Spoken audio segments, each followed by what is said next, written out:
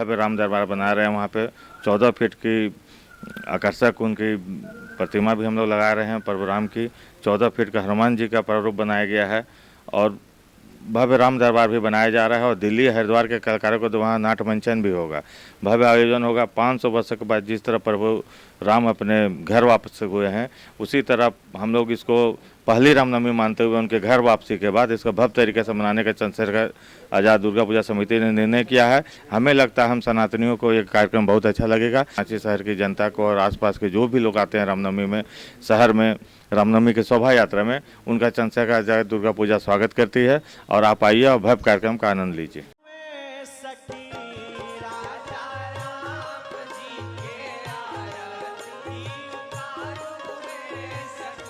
राजधानी रांची की पूरे देश को 500 वर्षों के बाद प्रभु श्री राम जी आए हैं, इसलिए रामनवमी की हार्दिक शुभकामनाएं। जय श्री राम।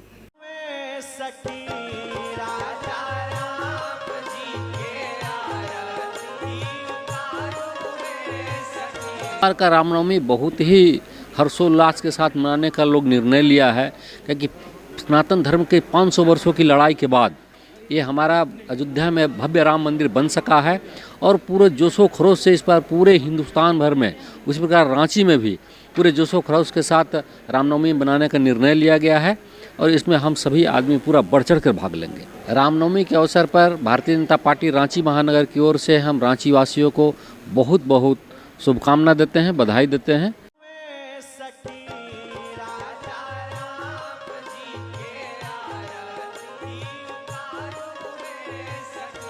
सर्व जितने भी झारखंड के लोग हैं, माननीय सुदेश कुमार महतो के तरफ से, आजसू पार्टी के तरफ से, मेरे तरफ से रामनवमी की ढेर सारी शुभकामनाएं। भगवान राम, भगवान हनुमान की कृपा से आपके घर में सुख समृद्धि शांति आए और आपके घर से रोग कोसों दूर रहे, ऐसा माननीय सुदेश कुमार महतो जी कामना करते हैं। वीआईपी पार्टी के नेता मुकेश सहनी ने प्रधानमंत्री नरेंद्र मोदी को बूढ़ा होने पर हरे राम हरे कृष्णा जपने की नसीहत दी है। मुकेश सहनी ने कहा है कि प्रधानमंत्री को इस उम्र में भगवान का नाम लेना चाहिए।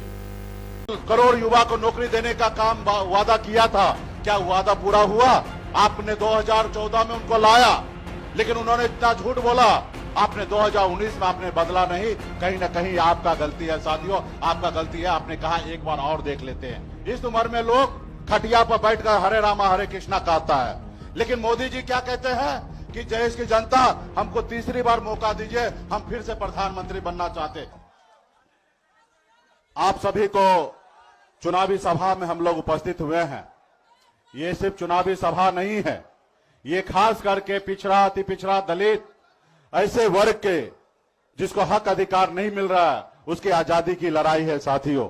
इसलिए तमाम हमारे साथी अपने आप को मानिए कि हम आजादी की लड़ाई लड़ रहे हैं। विजय सम्राट जी से मैं आग्रह करूंगा, इन्होंने कहा कि 5 किलो चावल दे रहे हैं, तो मैं कहना चाहूंगा कि ये 5 किलो चावल भी कोई अपने बाबूजी के खजाना से नहीं दिया जाता है। ये जो चावल है ये देश का जनता का है और देश के जनता का खजाना का पैसे का चावल है। किसी कोई मेहरबानी हम पे नहीं कर रहा है साथियों, कोई मेहरबानी नहीं कर रहा है। ये चावल आज से बट रहा है, ये कांग्रेस के टाइम से ही चावल बट रहा है, तेल बट रहा है, राशन बट रहा है गरीब लोगों के लिए। और हमें नहीं चाहिए, हमें आपने जो वादा किया था कि 2 करोड़ युवा को हर साल में नौकरी चाहिए, आप हमारे बच्चे को नौकरी दे दीजिए, हमें चावल नहीं चाहिए। आप हमारे बच्चे के पढ़ने के लिए स्कूल बना दीजिए, हमें चावल नहीं चाहिए साथियों, चावल नहीं चाहिए। आप हमारे बच्चे के लिए हॉस्पिटल बना दीजिए इलाज कराने के लिए, हमें आप देश का सरकार का चावल नहीं चाहिए। तो इसलिए साथियों, ये सरकार जो है वो आपका नहीं है, ये गरीब पिछड़ा का नहीं है, ये अडानी अंबानी टाटा का है, ये गरीब पिछड़ा का सरकार नहीं है साथियों। 10 साल पहले उन्होंने देश के प्रधानमंत्री क्या कहे थे कि आप हमें लाइए, हम इस देश में हर साल 2 करोड़ युवा को नौकरी देंगे। क्या ये नौकरी पूरा हुआ साथियों? चाहे हम हो या मोदी जी हो या हमारे भाई तेजस्वी प्रसाद यादव जी हो, हम लोग जनता का सेवक है, हम मालिक नहीं हैं। जनता का आशीर्वाद हमें अगर प्राप्त होता है तो हम जनता के लिए काम करने के लिए आते हैं साथियों, हम आपका मालिक नहीं है, आप जनता जो है हमारे मालिक है। और जो नेता जनता से झूठ बोले, जनता को गुमराह करे, वो नेता कभी आपका नहीं हो सकता साथियों, वो कभी अच्छा नेता नहीं हो सकता। आज बताइए, मोदी जी ने 2 करोड़ युवा को नौकरी देने का काम वादा किया था, क्या वादा पूरा हुआ? तो ऐसे सरकार को बदलने की आवश्यकता है साथियों, ऐसे नेता को बदलने की आवश्यकता है, क्योंकि जनता ही मालिक है। आप देखिएगा, अगर सरकारी नौकरी में बहाली होता है तो 60 साल तक, जब तक उसका उम्र होता है, तब तक वो सरकारी नौकरी पर डटे रहेंगे। लेकिन नेता को सिर्फ 5 साल का मौका मिलता है, और 5 साल में अगर अच्छा काम करेंगे तो जनता न्याय करेंगे और दोबारा उनको चुनने का काम करेंगे। अगर जनता के बीच में अच्छा काम नेता नहीं करेंगे तो ये जनता के पास अधिकार है उसको बदलने का। आपने 2014 में उनको लाया, लेकिन उन्होंने इतना झूठ बोला। आपने 2019 में आपने बदला नहीं, कहीं ना कहीं आपका गलती है साथियों, आपका गलती है। आपने कहा एक बार और देख लेते हैं, और ये दूसरी बार है। अगर दूसरी बार नहीं बदलिएगा तो कहीं ना कहीं आने वाला समय में हमारा संविधान खतरे में हो जाएगा साथियों, संविधान खतरे में हो जाएगा। आपको जो उन्होंने वादा किया, अपने दिल पे हाथ दीजिए कि वो अगर वह वादा पूरा किए तो निश्चित तौर पे उनको वोट मिलना चाहिए। अगर आपके वादा का खिलाफी किया, वादा पूरा नहीं किया, तो उनको बदलने की आवश्यकता साथियों, बदलने की आवश्यकता है।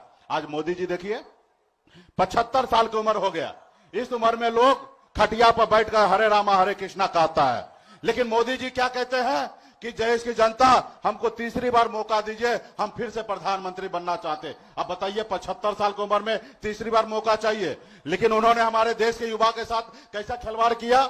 हमारे देश का युवा जो देश के सरहद पर जाके सीने पे गोली खाने के लिए तैयार रहता है, उन्होंने एक योजना लाया, अग्निवीर योजना। वो भी योजना क्या है, आप 18 साल में ज्वाइनिंग कीजिए और 22 साल में रिटायर हो जाइए, यानी कि शादी करने से पहले आप रिटायर हो जाइए। मात्र 4 साल का नौकरी, वो भी कॉन्ट्रैक्ट पे नौकरी है साथियों। आप बताइए, हमारे देश के 4 साल में युवा को रिटायर, अब 75 साल के बाद वो प्रधानमंत्री बनना है। तो इसलिए साथियों, अपने हक अधिकार के लिए लड़ाई लड़िए, और खास करके हमारे वीआईपी पार्टी के हमारे